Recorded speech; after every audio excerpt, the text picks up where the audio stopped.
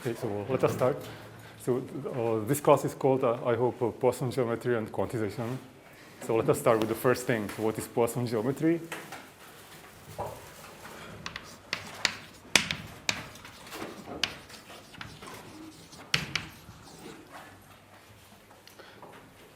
So the definition is relatively simple. So let us imagine that we have a manifold.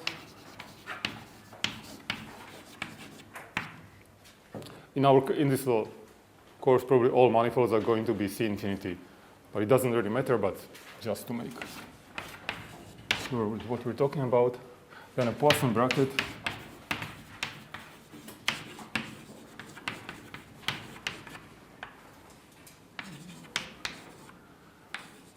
and M is what? It is a Lie bracket.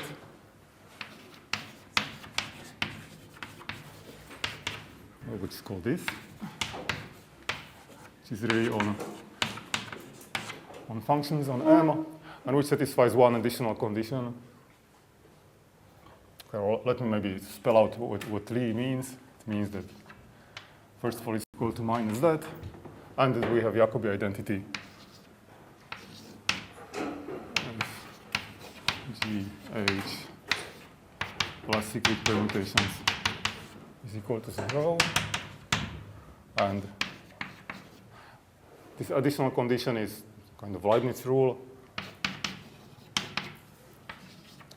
When you take f and here we put product of two functions, that is, it acts as a derivation here. So we can write it as fgh and plus fh g, or if you wish, in other words,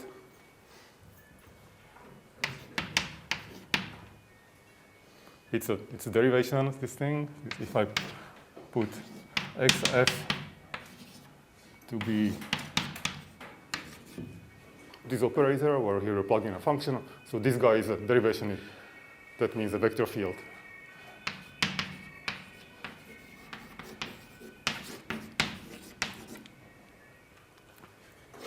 Which is also, can say it already here, which is called the Hamiltonian vector field generated by our function, or our Hamiltonian f. Now, what is the reason for ever studying such a definition? The definition is not so difficult, but still. So there are maybe two reasons. First of all, it's somehow related to symplectic geometry.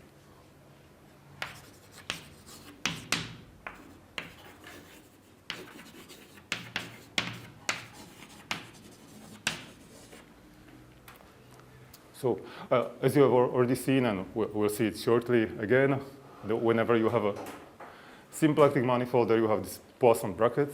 So symplectic manifolds are special cases of these Poisson manifolds.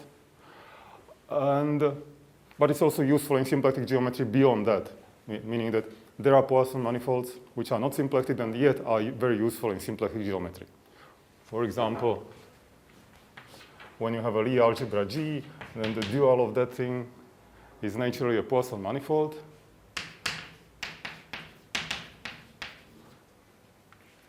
And things like, say, a map from a symplectic manifold to this G star, which is a Poisson map, is something which is called a moment map, and is really useful for understanding of actions of groups on symplectic manifolds. And this guy is not symplectic. Yep. So here I used already something that I didn't define. So what is a Poisson map? But let me define it afterwards. So you can guess or already know anyway what it is. The second reason why I look at it comes from what is called deformation conjugation.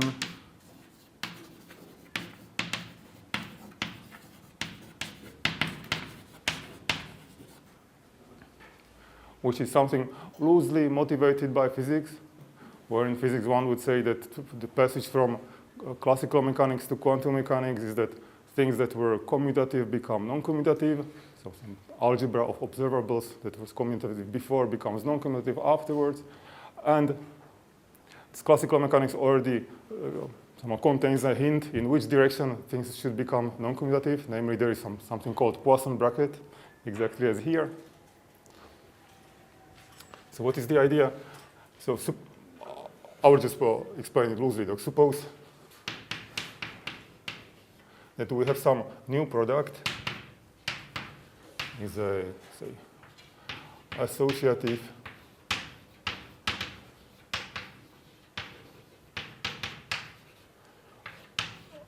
product on our original algebra, which is a deformation of the original product.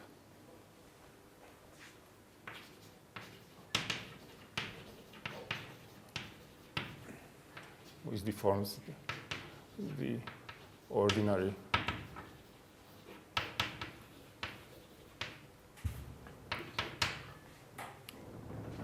So what does it mean more concretely? It would mean something like this, that you take two functions and their product is, it starts as the original product, and then there is some deformation parameter, and then there are some correction terms. So there would be deformation parameter is called h bar, just to pretend that it has anything to do with physics, even though, well, there is some first term and some second term.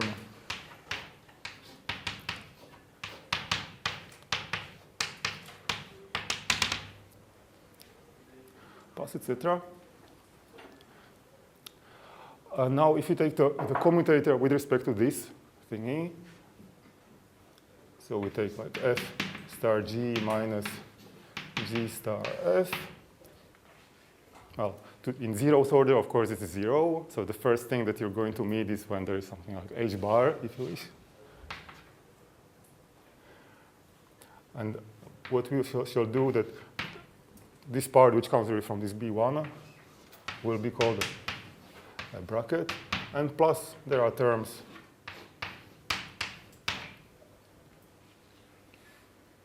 that we discard. And now this guy is a Poisson bracket.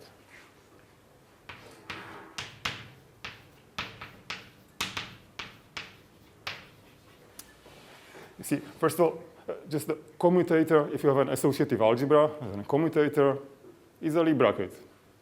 Cool, right? So this guy is a Lie bracket on C infinity of m, modulo the fact that there is some formal parameter, but that's not essential.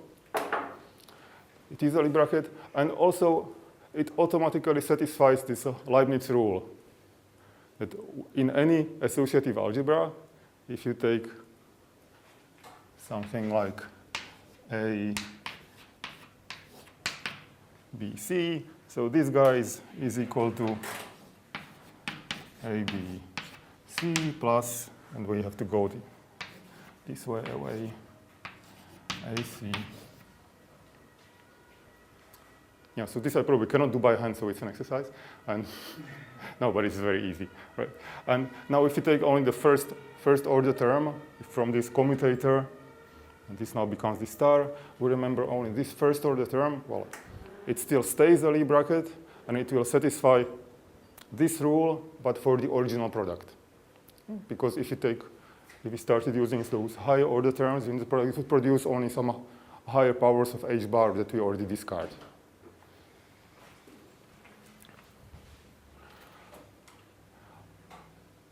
And so what will this course will be about? We shall spend a little bit of time with this pure Poisson geometry. Maybe we'll see a bit of application in symplectic geometry, but not that much. For most time, we shall spend, we'll be doing this stuff.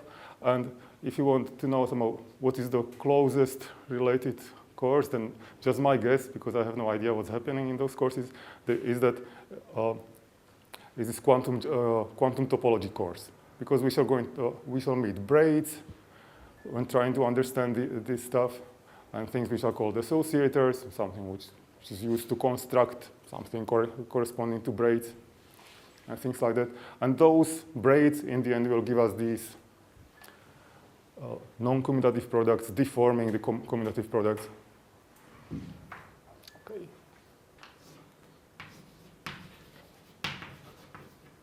So this is the keyword for what's happening in this course, which was not in the title.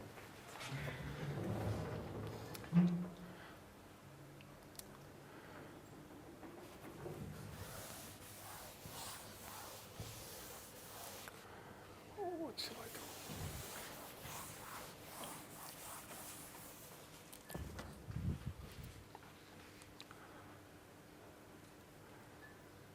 Okay, let me now maybe finish this. There was this little mission that I forgot. I should also tell you, I defined the objects in our category, if you wish, and I forgot to tell you what are the morphisms, what are maps.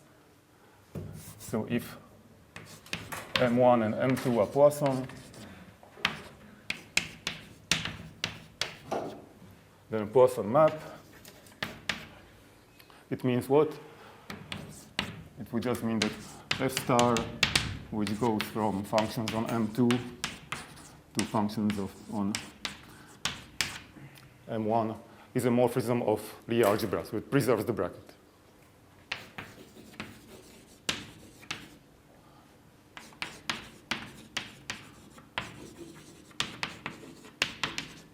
Okay, cool.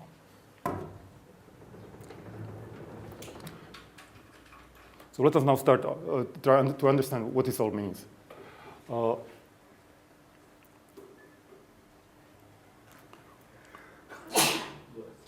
So one thing that we can notice, you see, as is written here or as is written there, this Poisson bracket is a derivation in the second argument, but it's also derivation in the first argument just because it's skew symmetric, so it's a biderivation. In other words, it's given by a tensor field. And the tensor field is skew symmetric because of this.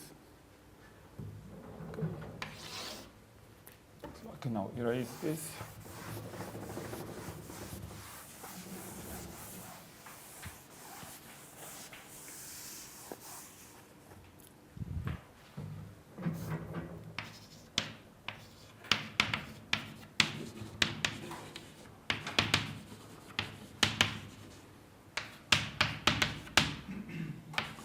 So there is a tensor field, so which would be like in T second tensor power of M, such that Fg is given simply by contracting the pi with differential of F and with the differential of G.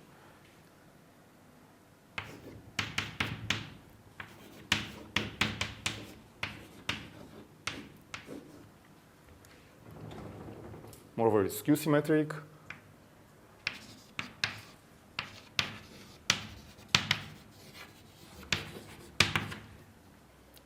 Which now implies simply that our tensor field is skew symmetric, or is the same as saying that our tensor field is skew symmetric.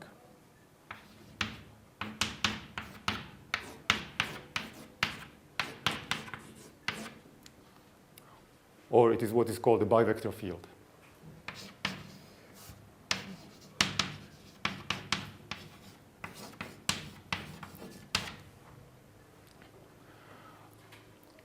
Okay, so this way we got rid of this Leibniz property, this derivation property. We got rid of skew symmetry. So the only thing that remains is Jacobi identity. That's the only non-trivial thing which satisfies.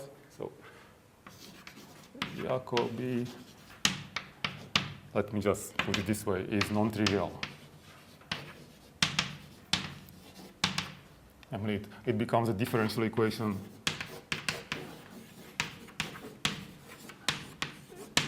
for which is satisfied by pi.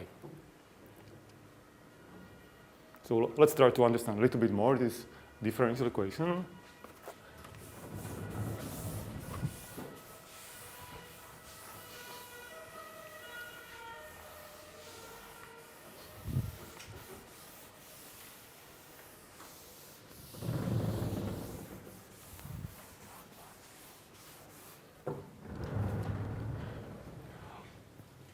And here I finally put a real exercise because, well, you know why.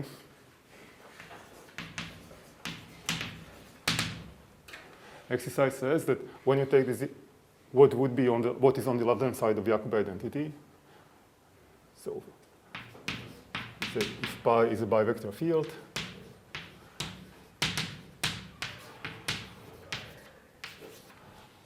and we pose Fg as is written there.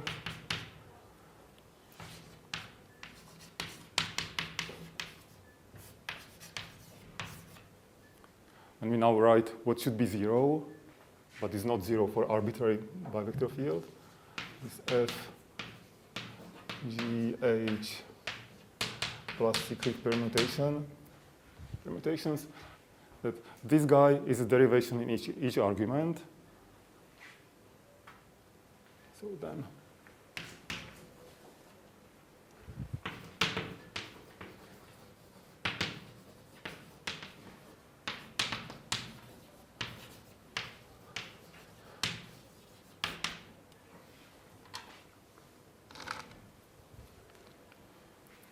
so again, it's given by a tensor field, just this time with 3 entries, let's say.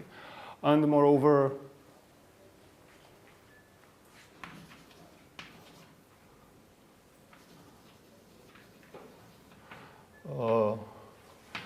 it is completely skew symmetric.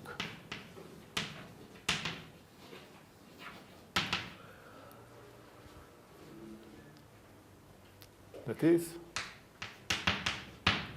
which finally implies that this F G H plus cyclic permutations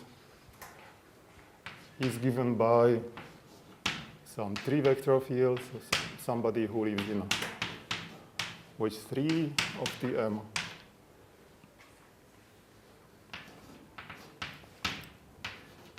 where you contract with the differentials of tau functions.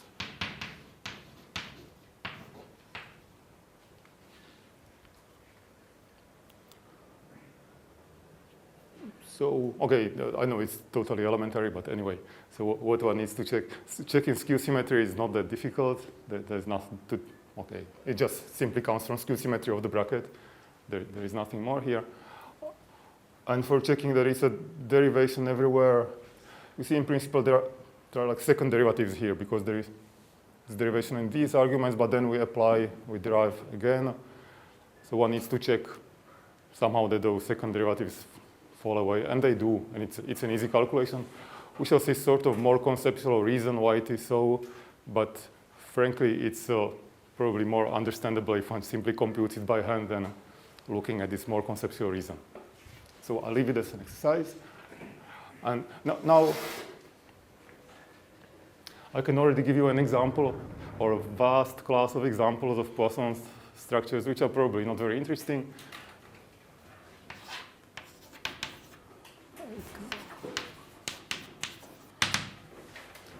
So let us start with the surface. Let us take any bivector field.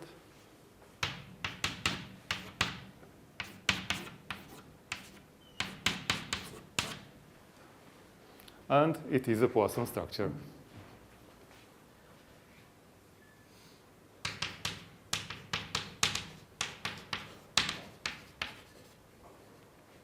Why is it so? Because this mu is a 3-vector field on a surface, well, it has to be 0. Right?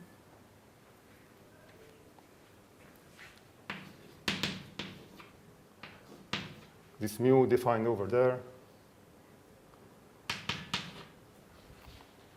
is 0 simply because this guy is 0. There are no 3-vector fields.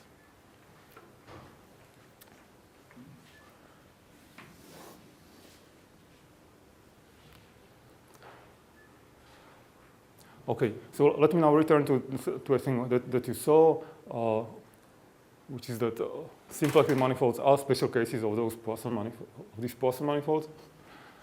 So maybe another way how to understand this Jacobi identity. So another re-expression or whatever. Point of view on V Jacobi.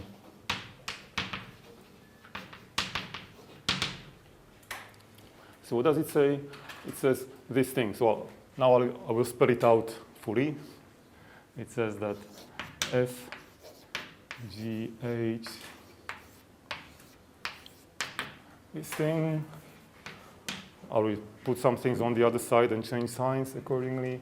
So it's equal to F, G, H plus G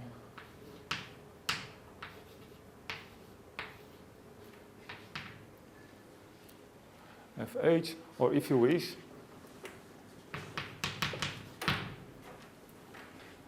I will now replace this bracket with F by that Hamiltonian vector field. So what does it mean? So when we apply XF to the Poisson bracket of G and H, then it is equal to XFG H plus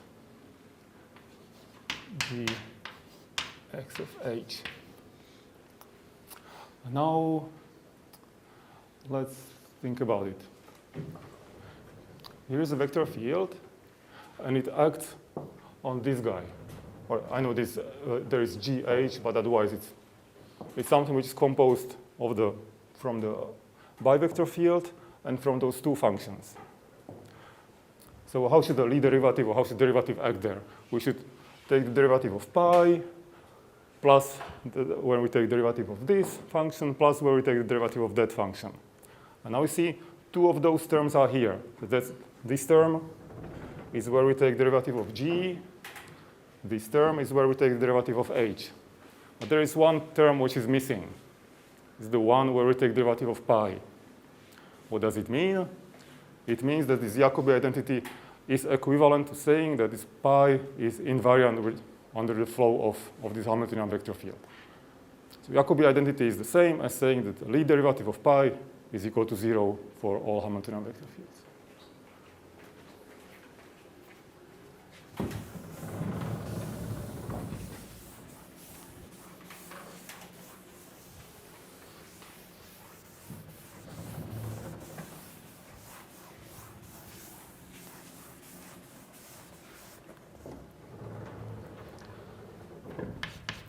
This implies that Jacobi is equivalent to Lie derivative under xf of pi is equal to 0 for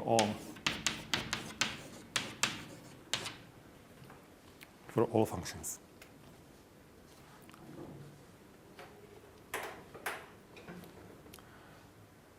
Now, let us now use this to see what is happening in the symplectic case, just a reminder of how it was happening. So suppose now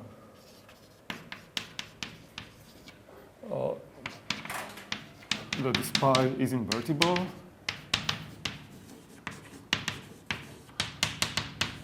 That means that there is a two form of which this is the inverse.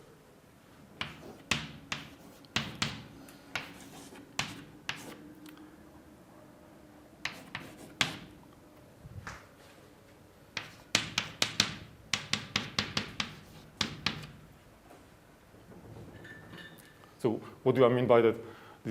One can see this pi as a map going from T star to T. When we contract it with this, we get that. And that omega can be seen as a map going from Tm to T star m. So in this sense, it's the inverse. One needs to check or maybe worry a little bit about the signs because these things are skew symmetric, and so I should say into which entry I'm feeding things, but it doesn't matter because the equation is not going to depend on the sign. So let's suppose this.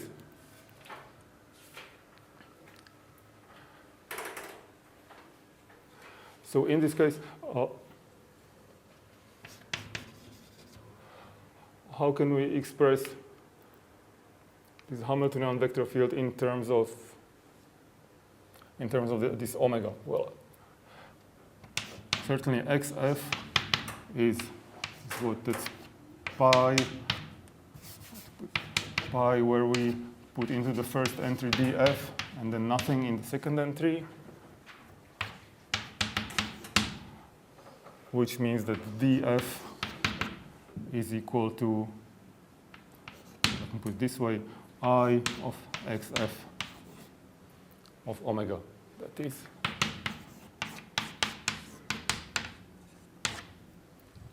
the Lie derivative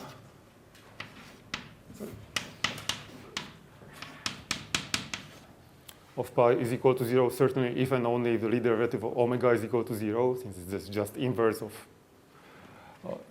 pi.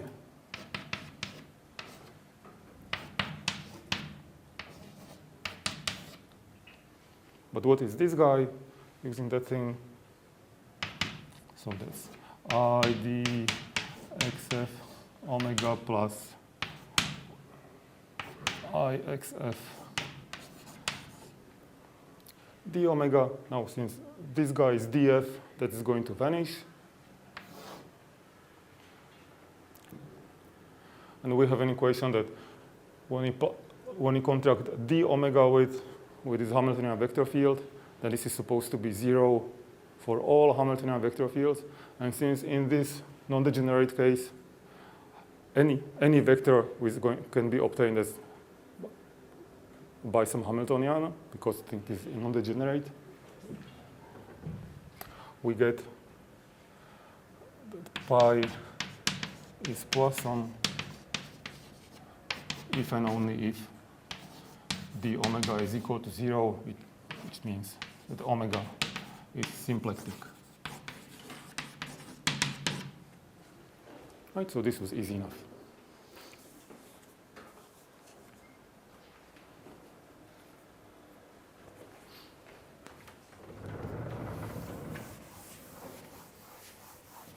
Oops, sorry.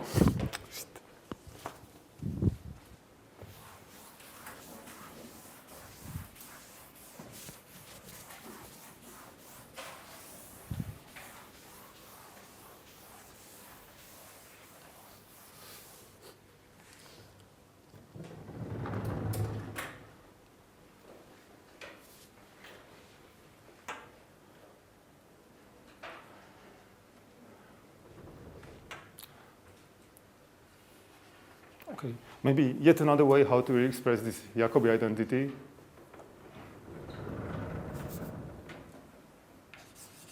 Okay, again, Jacobi identity is a kind of equivalent to saying, is simply given by looking at what's written there, by saying that when we take the bracket of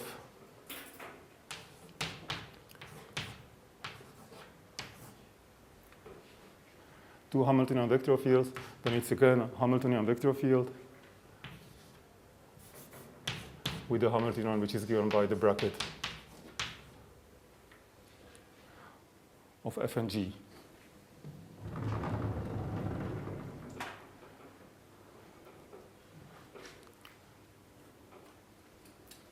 To see this, okay, here is the Hamiltonian vector field given by the bracket of f and g, acting on H, and okay, if you put this on the other side, it comes with sign minus, and you see that it's really the commutator acting with xg up after it with xf, or minus the same thing, so it really works.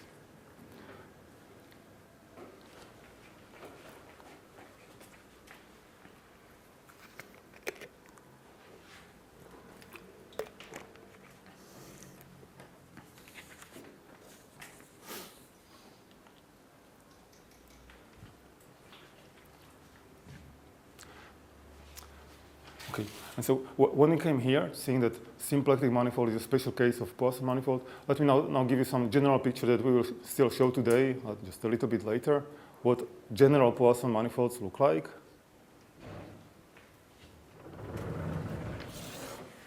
Picture is something like that say if pi is not invertible. So what happens in this bad case when it's not symplectic? What is happening in this case that our manifold M is split into some submanifolds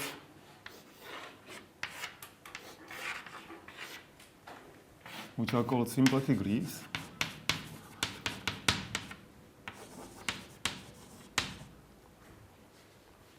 Which means really that each of those submanifolds is symplectic, therefore is also Poisson, so it carries a invertible Poisson structure here. But then those invertible Poisson structures or bivector fields, they give us a bivector field which is on this entire manifold, which is our original pi. How can one prove this thing? How can one attempt proving this thing? So the tangent space, say, if this is S, or let me just call it leaf. So the tangent space of a leaf is going to be what? It's going to be just a range of pi. So when you look at pi as a map from T star to T, we discard this whatever is not inside the range.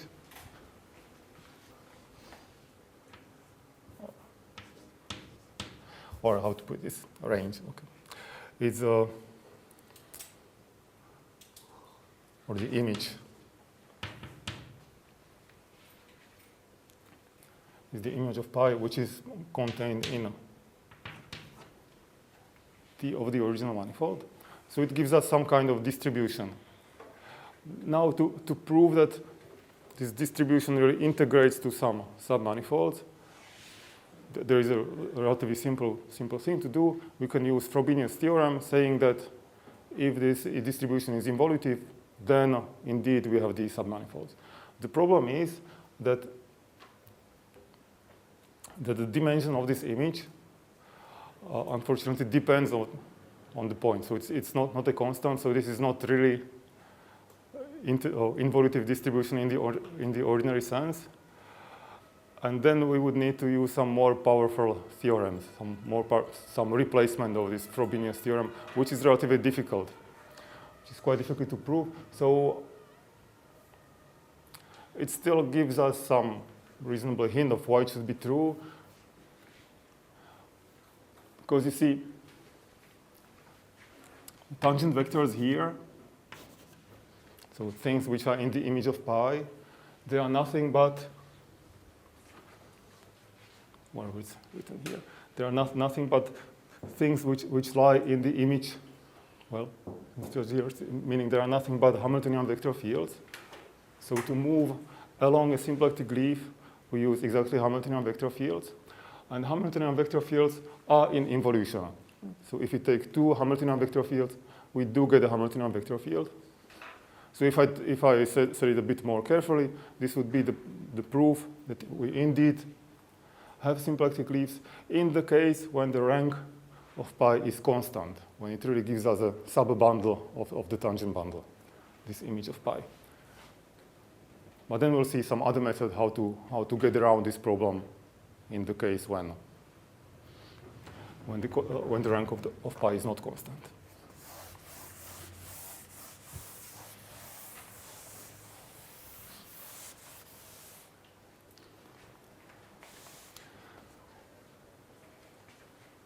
So let's try some other examples.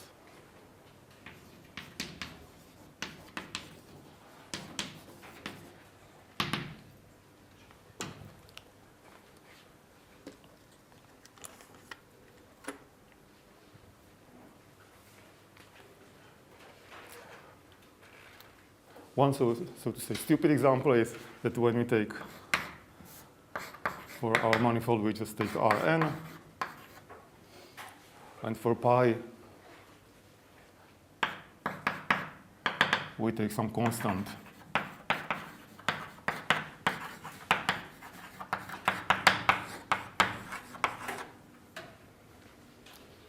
And it's something which is constant in coordinates.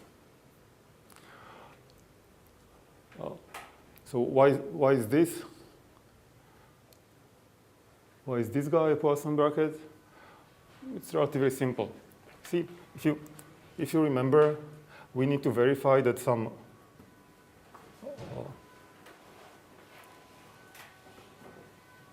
how is it? That if you take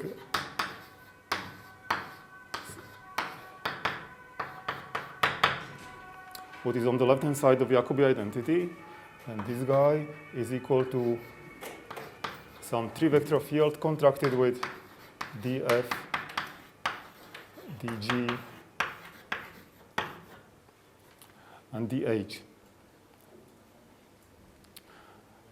And since this is a three-vector field, or what is really needed, that it's a tensor field, it's enough to verify this equation, which is in principle an equation for all functions, only for some small class of function. It is enough.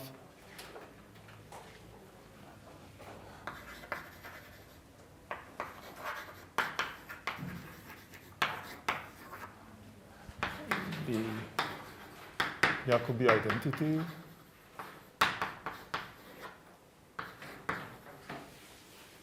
for some functions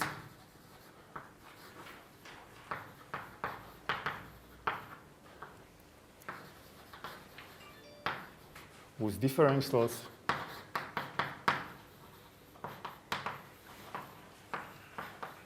span T star of M. See, why is it?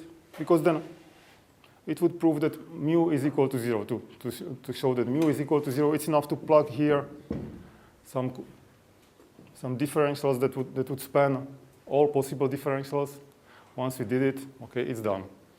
So it's not necessary to verify that this is equal to 0 for all functions, which might be difficult. It's enough to verify it for some functions. And so which function shall we use? This is a constant bivector field. Some reasonable functions are simply coordinates here. So if we use coordinates on this guy, what would happen? The Poisson bracket of two coordinates is going to be a constant. It's a constant bivector field. We plug in inside those two D's. We get this constant. And then, so already this is a constant. And then the Poisson bracket with anything, if constant with anything, is going to be 0. Right? With the derivation here, it's simply 0. So there is nothing to verify. All three terms are simply equal to 0 for these functions, for coordinates, or for linear functions, if we wish. So here we use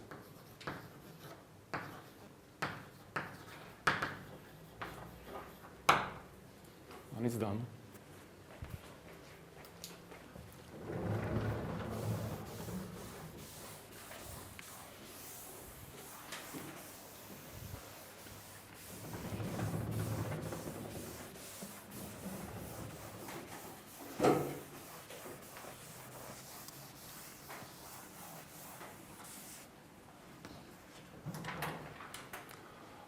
Okay, before the break, possibly final example is that if we have M1 pi 1 and M2 pi 2, which are Poisson manifolds,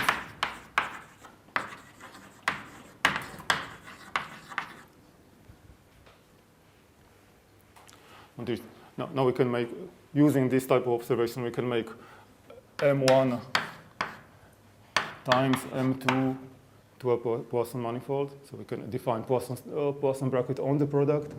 How would one do it? We simply take pi 1, which sits here, plus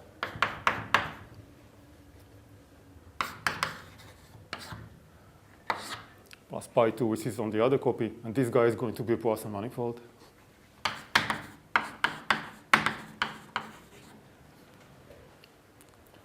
So that's a bivector field. Why is it a Poisson? Why is it a Poisson structure? What it actually satisfies? See,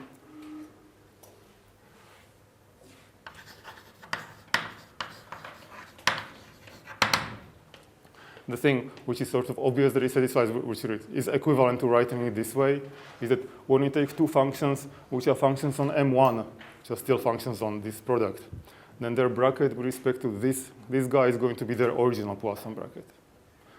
When we take two functions which are here, then there would be new bracket. Well, it doesn't fill this pi1, it only fills pi2, is the original Poisson bracket on M2. Finally, when we take a function from here and a function from there, are they ever going to meet? No, they are never going to meet. See, we have to plug them either in pi1, then one of them kills this pi1, because the function on the other manifold, or into pi2, then the other one kills this pi2. Okay, so it's somehow satisfying what I just said. Should I write it? What I just said.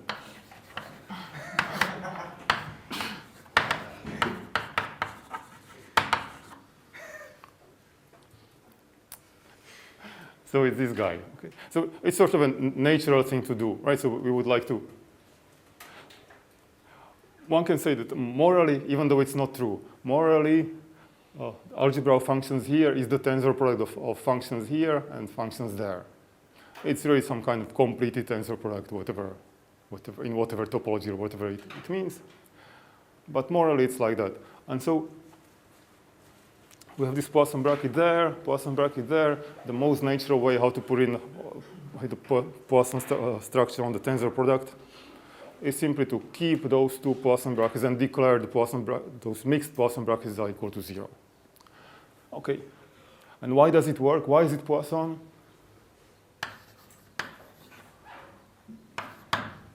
It's Poisson. That's what we need to verify. Why is it? Because the differentials of C infinity of M1 and C infinity of M2 span T star of M1 and M2. So it's enough to verify Jacobi identity only for functions coming from here or from there, but then it satisfies because it's simply Jacobi identity for this guy and Jacobi identity for that guy. If ever you take this expression, where is this Jacobi identity? It's still here.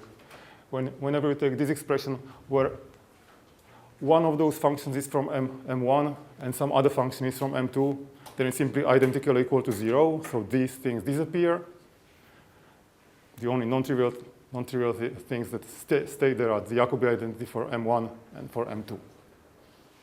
Okay, so that's the end of the trig, and let's make a break.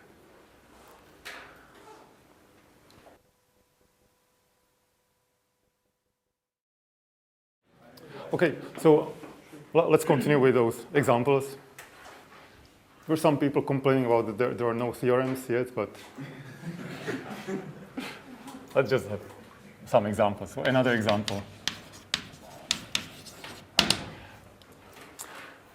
So it's one that I already mentioned. So let us start with a finite dimensional real Lie algebra.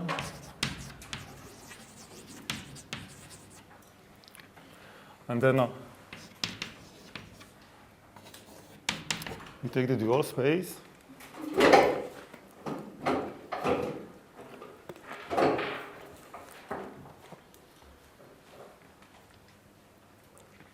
And this guy has a natural Poisson structure that I will describe.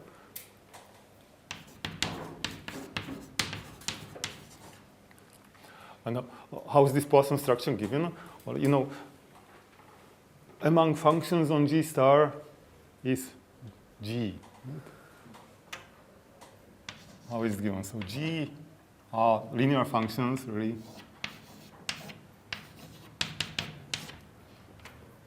On G star. So they are certainly also smooth. That's fine.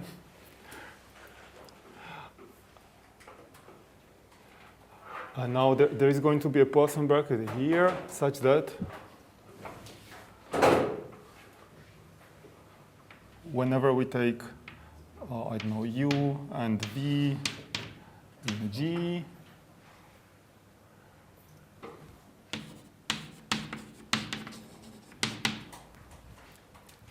then their Poisson bracket is again going to be a linear function, and is which linear function? The only one that we can write, namely going to be Lie bracket of u and v.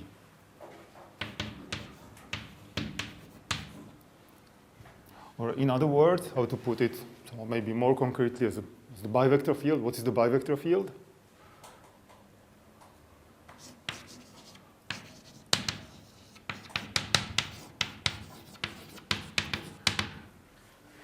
So what is it? This Lie bracket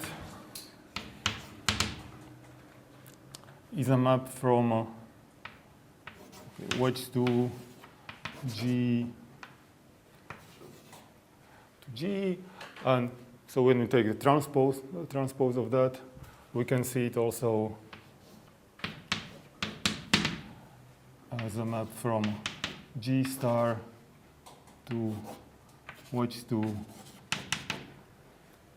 of G star, and that's our bivector field, right?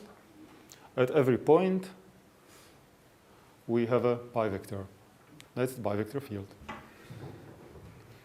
Very cool. And it's the bivector field which does exactly this, right? When you plug in u and v, where you take the differential, you plug it in here, that's exactly my thing. We're taking this transpose, we end up with our Lie bracket. Okay, cool. Now, why is it the Poisson bracket?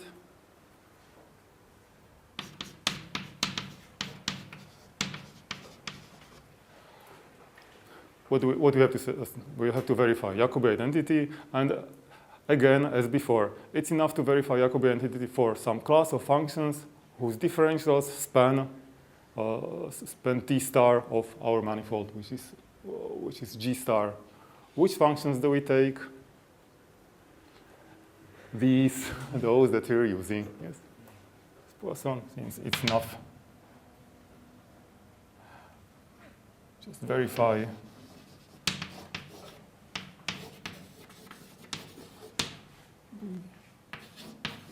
For linear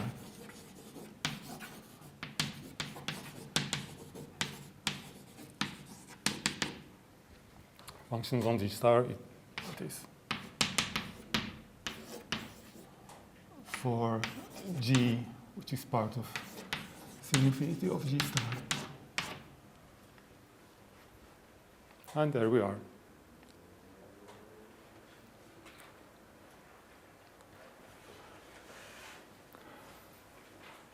Now I can give you here a little exercise.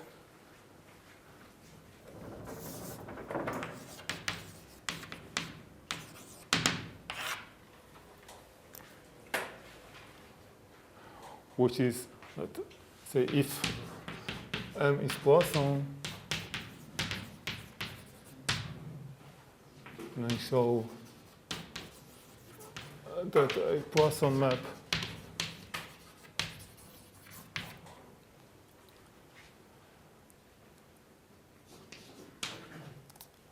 M to G star is equivalent to a Lie algebra morphism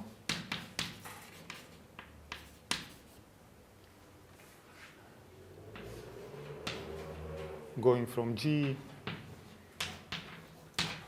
to C infinity of M, where the Lie bracket is the Poisson bracket.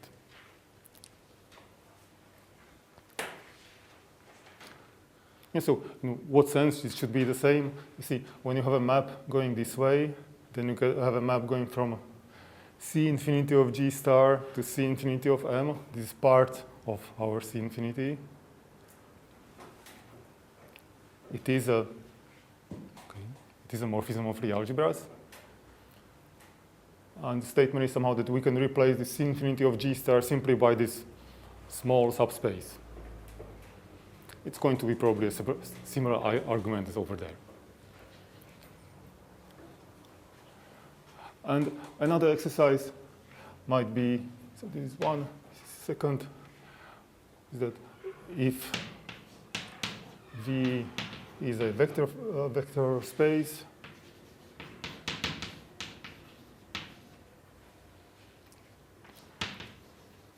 Then a linear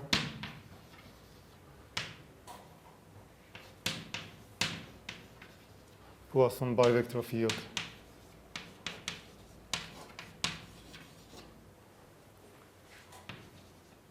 on V is equivalent to a Lie bracket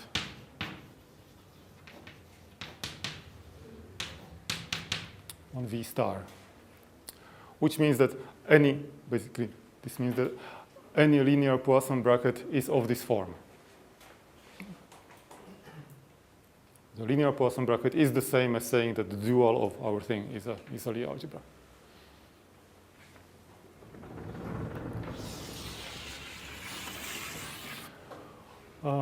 Yeah, I forgot. There is one more little thingy. Which is verify that the map from G star times G star, which map plus that this guy is a Poisson map.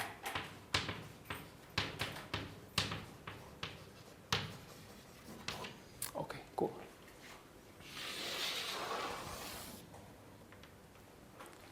So far for the exercises.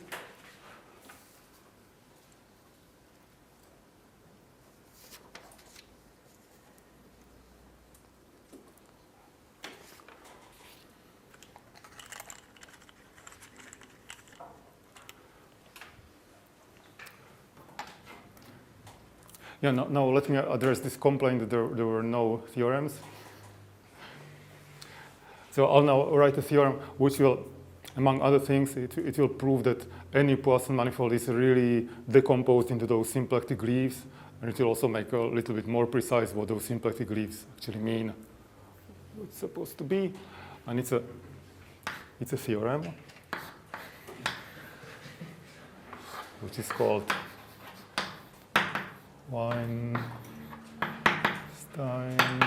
Weinstein splitting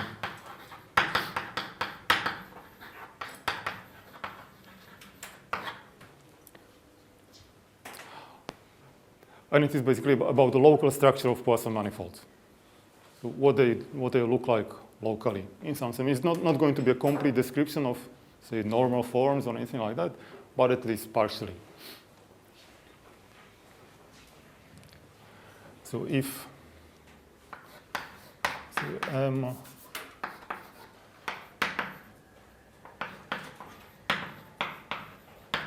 is Poisson,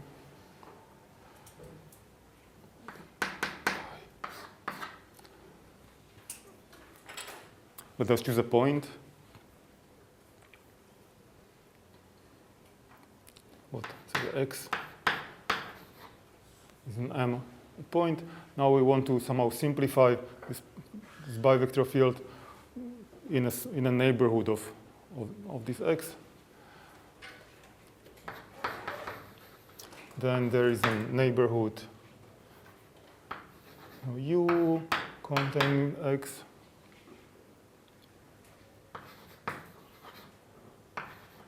And whatever diffel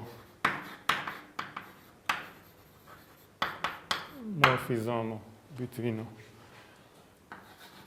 U and the product of two things, say V and W, where say V is part of R2K and W is part of Rn minus 2K. So what is at least some of those things should start making sense. So this N, let me put it here, is the dimension of M.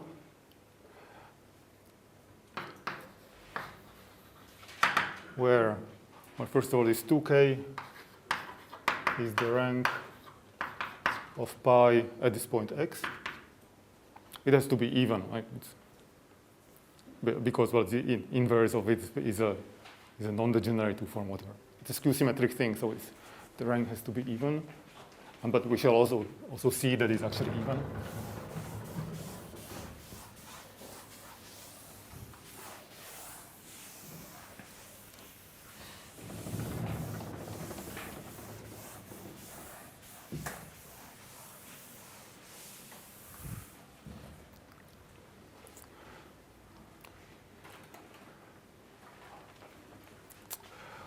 Now this splitting to a product is actually compatible with Poisson structure, so it's a real Poisson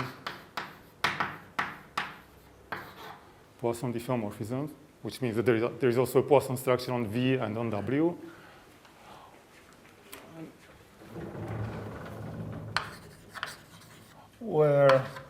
Now what is this Poisson structure on V? Say pi on V is the simplest possible Poisson structure, something given in Darboux coordinates. So it's D over, or sum is equal to 1 up to R, D over D, Pi, which D over D Qi, or Pi, Qi coordinates on this V or whatever,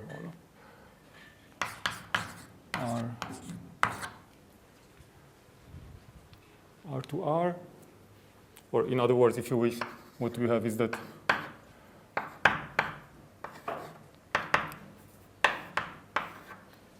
the Poisson bracket of two mixed coordinates is delta ij and sorry, R is K?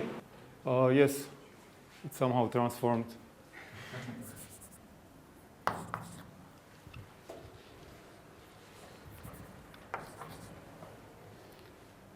I really like your question because it's easy to answer.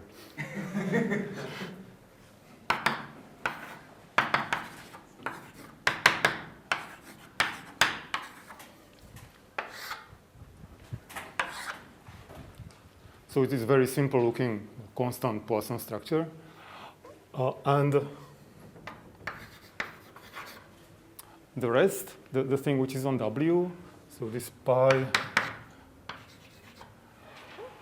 on W is something which is unknown, but is at least something which is equal to 0 at the origin. At 0 is equal to 0. I should also say, yeah, so who goes to where? So here we have x,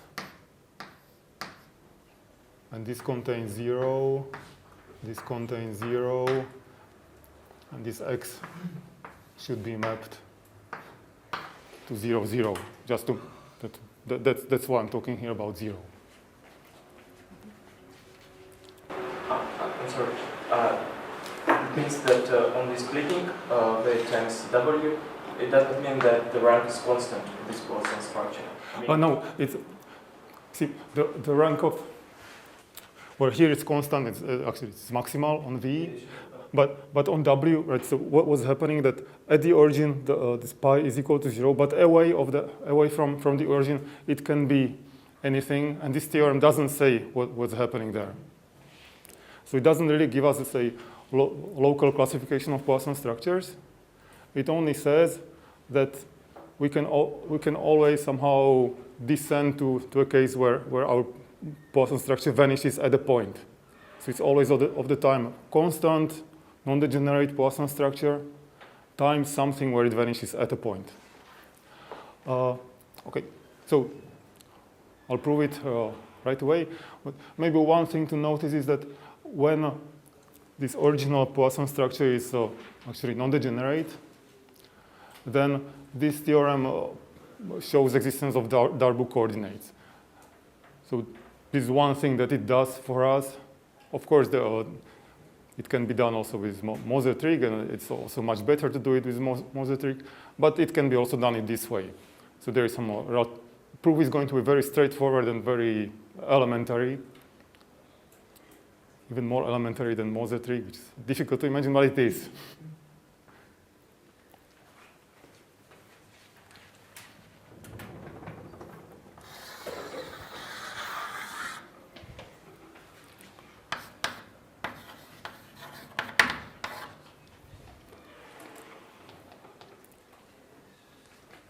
So how does this proof go?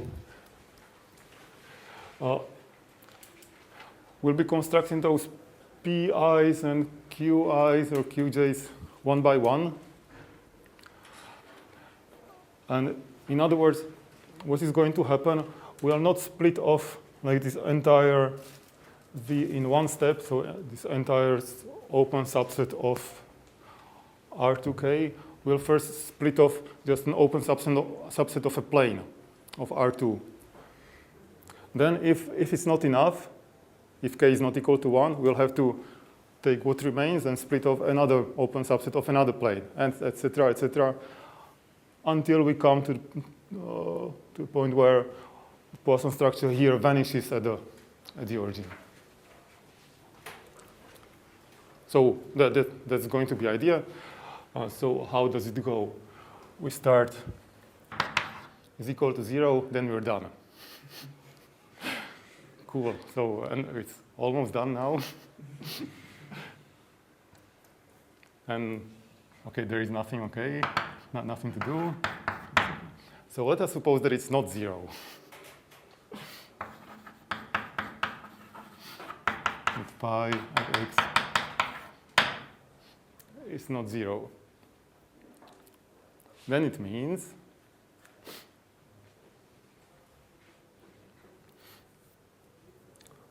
this is basically equivalent. Then there exists a function. What I call it probably P1, C infinity of M, such that this corresponding Hamiltonian vector field, or let me write it this way, pi d P1 point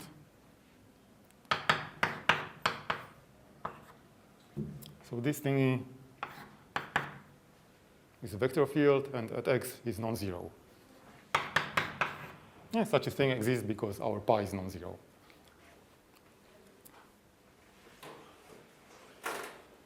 So let's take it.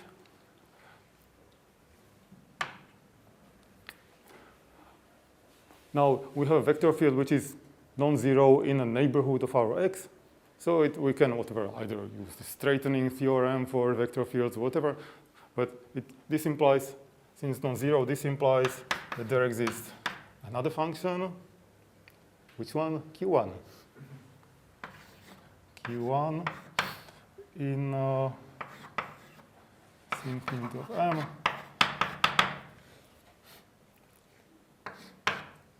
such that x P1 acting on Q1 is equal to 1 in a neighborhood of x.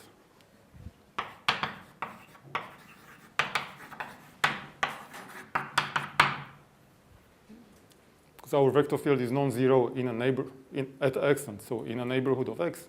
So then we can find a function such that this. No problem. Then from now on, we can restrict to this neighborhood. All what is happening away is of no concern for us. Okay, so we have this. In other words, what is it?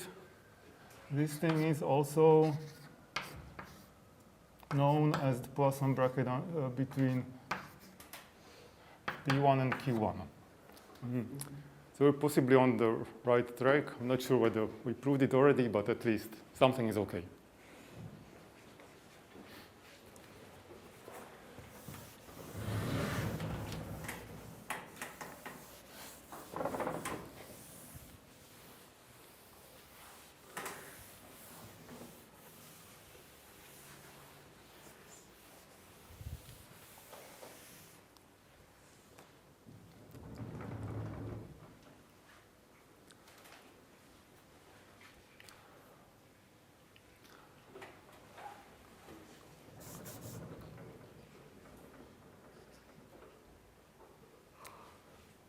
So one thing that we can notice that this x of p1 and x of q1 give, just because they satisfy that, so these things commute, so we have a pair of commuting vector fields. So this gives us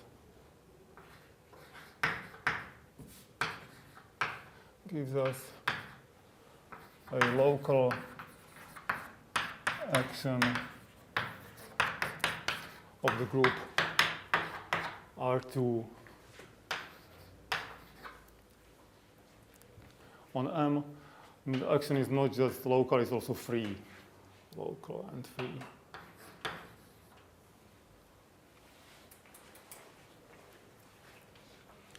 Why is it free? Because of that. So let me just.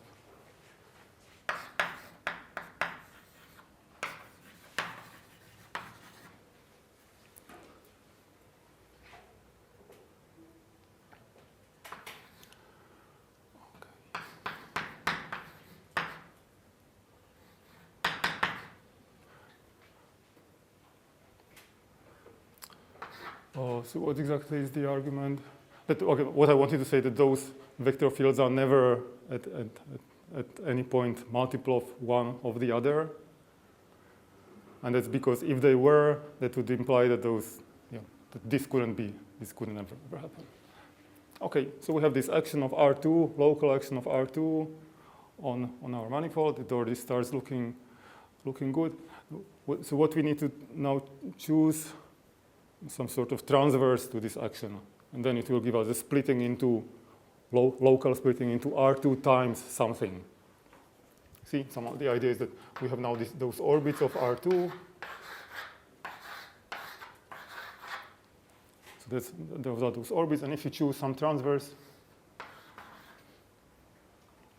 then it will give us already, now everything will become naturally product of this transverse times this R2, or times the neighborhood of 0 in this R2.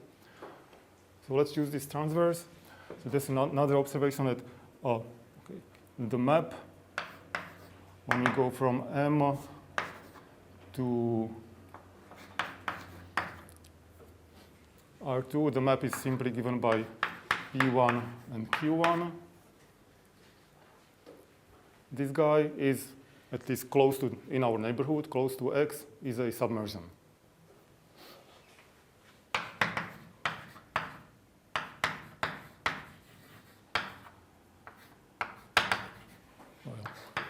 In a, say, close to. In the neighborhood where this thing is valid. Why is the submersion? Because of this thing, again, it's the same. Since this pi of dP1 dQ1 is equal to 1, meaning that these two differentials are linear independent submersion. Cool.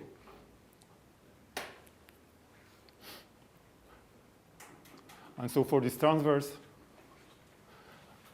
let's take the, let over N be let's call it F, the F inverse of 0.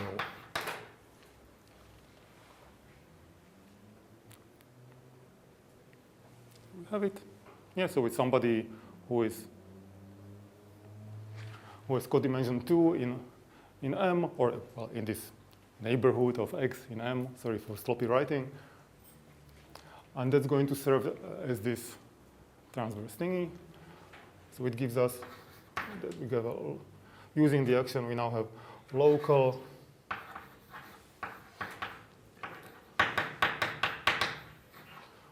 splitting of M into N times, sorry, I was writing the other way, into R2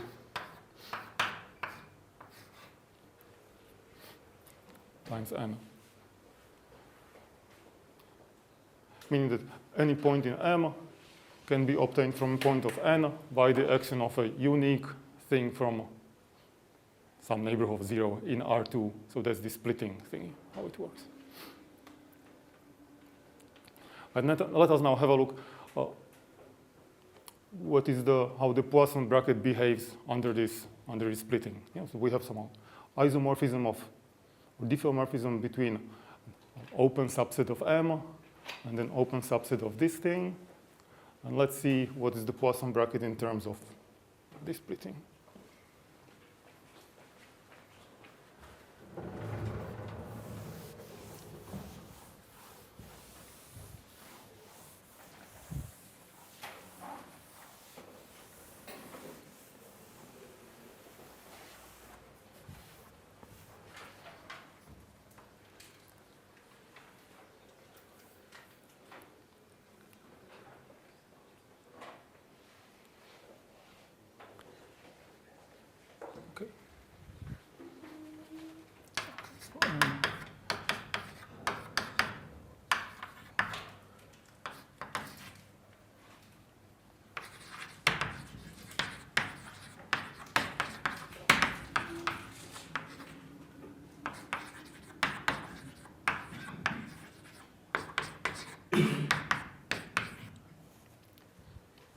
Cool. So this becomes a Poisson manifold now.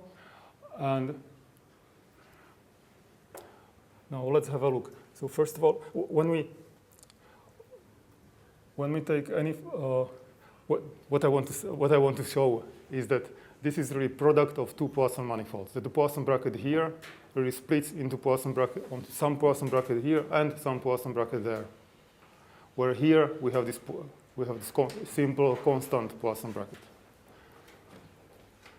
So satisfying.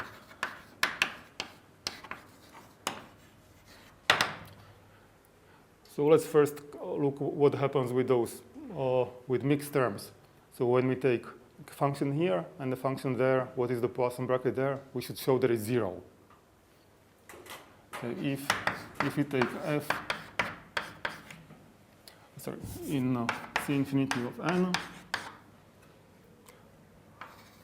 let's compute, say, the bracket of P1 with F. What's this? What's this thing? It's the action of the Hamiltonian vector field P1 on F. But what are these functions? Functions on N when seen as functions of this product. These are exactly functions which are invariant under the action of R2.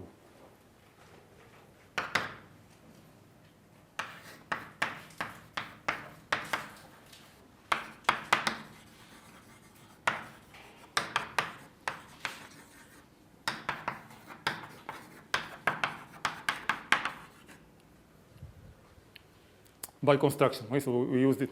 The splitting was constructed using the action. So those functions are exactly those that are invariant. Invariant means that this is 0, right? This is the action. And the same works also with this Q1.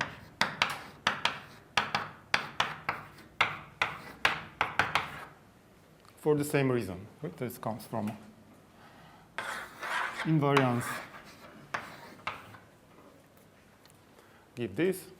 And now, if you think about it, maybe a little bit, it shows that if you take any function from here and any function from there, their Poisson bracket vanishes. We showed it only for any function from here and these two particular functions on R2, but again, differentials of these two particular functions span T star of this R2, so it's enough to show it for these, right?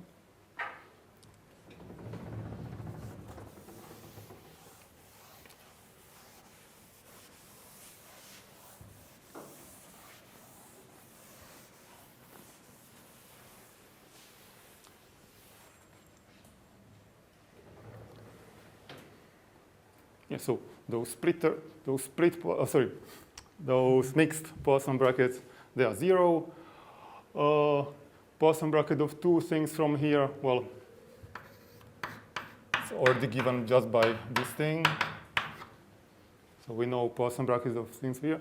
And now what's happening with Poisson brackets of two things on N? We don't know, right? So we take f, g in C infinity N. We can compute f and g. The only thing we can say you see, these two functions are functions which are invariant under this R2 action.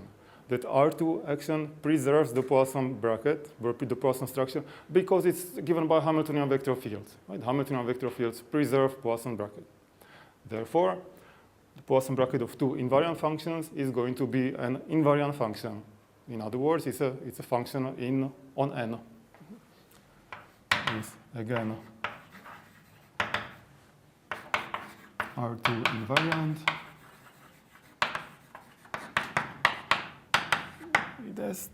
It belongs to C infinity of n. And that's all that we wanted to show, right? That there is our Poisson bracket is such that there is really a Poisson bracket on n. There is this constant, stupid Poisson bracket on R2. And it is simply the Poisson bracket on the product is simply the product of these two Poisson brackets. Okay, so just to say, to see what now happened, we were able to split M locally into a piece of R2 and some n. And if necessary, we can now continue. Necessary means that if the Poisson bivector field of n doesn't vanish at the origin, we need to apply the same procedure on n, and then again and again until it becomes 0. So repeat.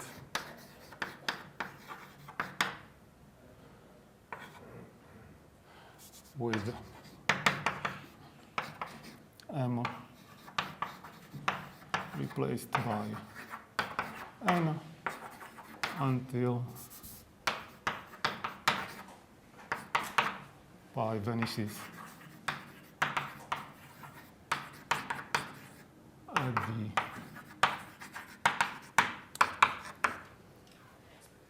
at the origin.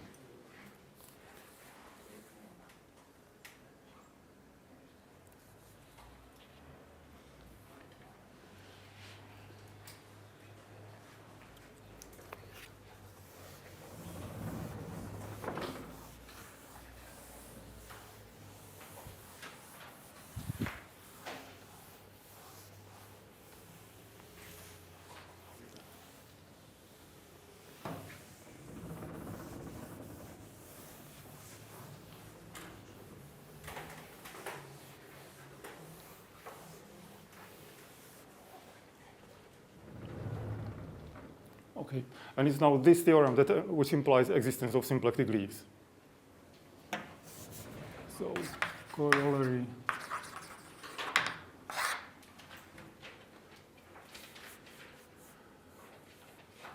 is existence of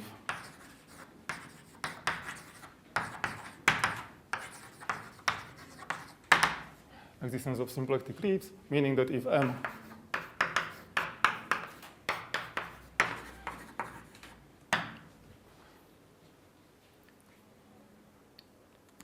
is Poisson, then through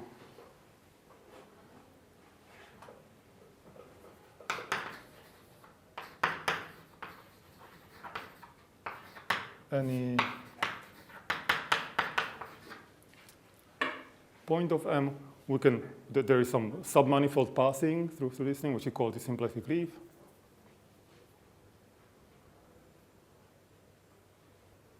How to put it for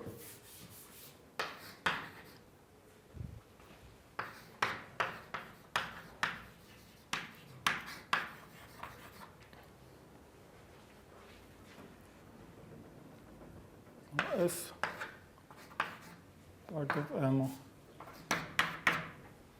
containing our point such that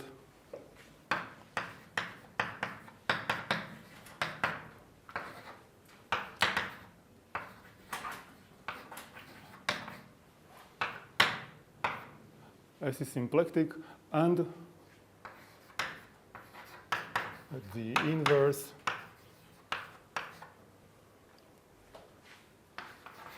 of the symplectic form is the Poisson bivector field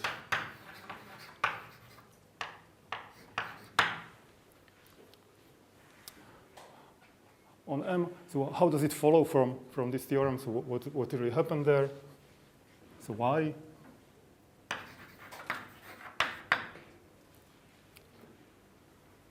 The things can be just proven locally. So what is happening locally? You see our M becomes locally, what was it? Locally,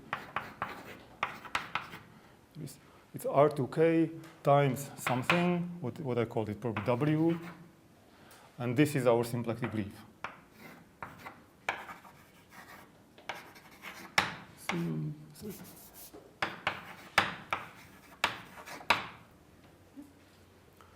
So where we are at the origin here, so there is this Poisson bivector field vanishes here.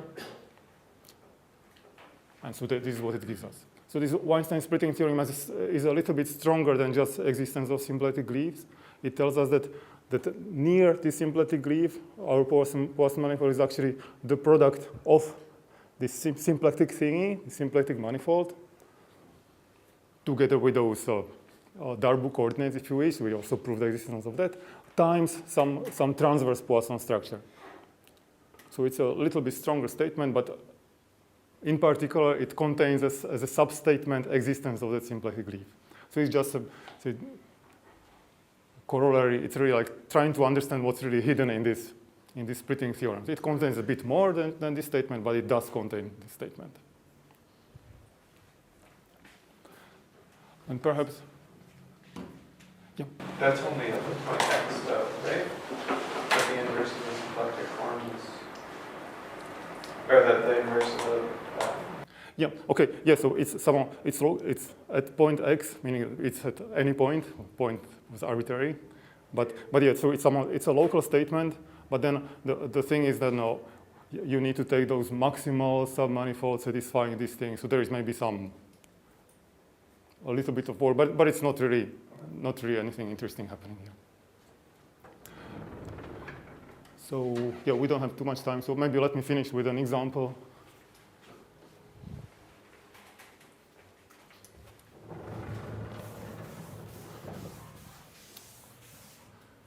So we have those symplectic leaves, and maybe we should look at some Poisson manifold where we can say something about them.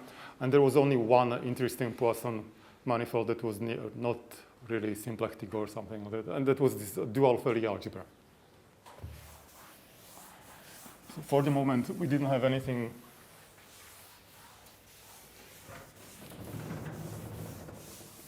Anything else?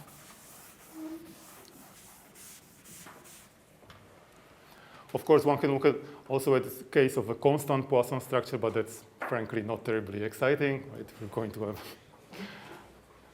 just parallel translates of some vector subspace.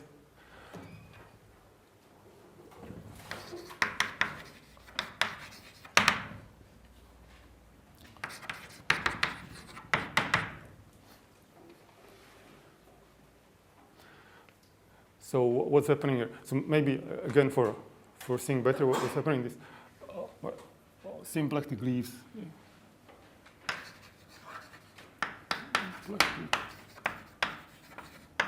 In this thing, what are they? So the tangent space of a symplectic leaf,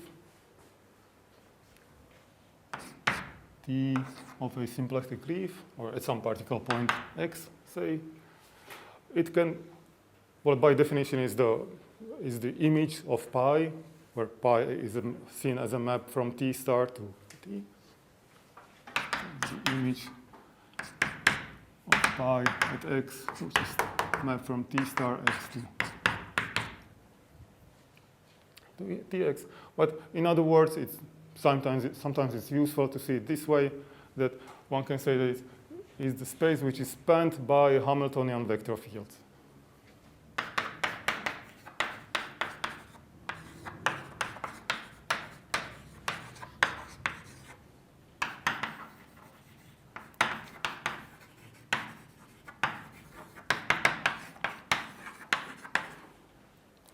A reminder, why is it that? Because Hamiltonian vector field is obtained exactly in this way, where for this T star, we take the differential of our function. So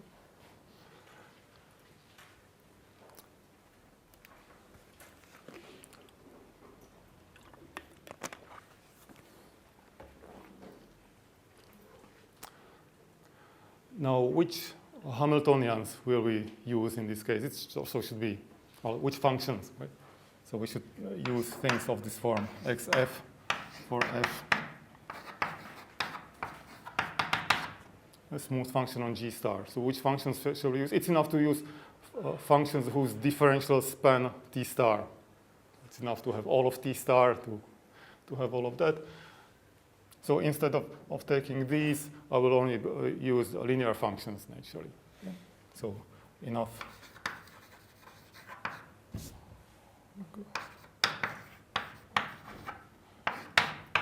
xv for v in G.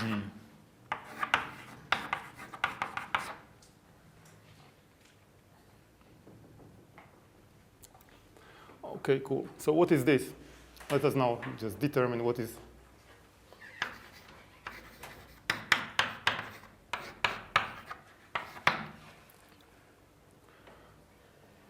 So let's just say take alpha, which is a point in, I called it x there. Should I call it x? Let me call it x. X, which is somebody from the dual of the Lie algebra, a point. And let's have a look at what is this guy. So this xv evaluated at, sorry for too many x's. Maybe should I call it alpha? Still not too late.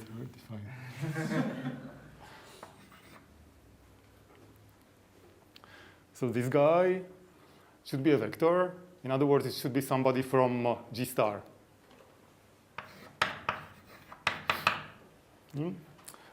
So there should be something easy, right? We're taking somebody from, this is something which is from G, this is something which is from G star. The outcome is something which is from G star. It should be given only in terms of the Lie bracket on G, because that's the only thing that we used. There are not too many things that one can do here. So yeah, it's a good exercise, actually. You have to mark it.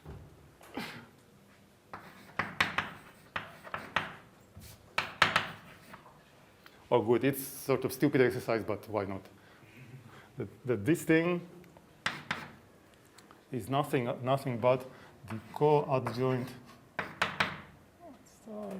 action of V on alpha. So there is a natural action of G on its dual. There is an action of G on G, so there is an action of G on its dual. And that's what we get. And so finally, we can say this implies that symplectic leaves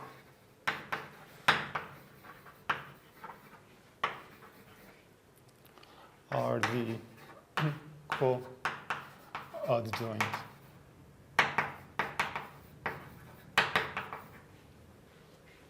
co-adjoint orbits in G star. So G acts on G star by this coadjoint action, and there we see those symplectic leaves. And maybe you can try to, if you have, especially if you haven't seen it, try to take some Lie algebra, some simple one, or not necessarily simple in the technical sense, but you can also take this two-dimensional Lie algebra and try to work out what are the symplectic leaves, what are the coadjoint orbits in that case. And so maybe I would suggest this two-dimensional non-abelian Lie algebra, and maybe like SU2 or SO3 or whatever it's called. Okay, and that's all for today.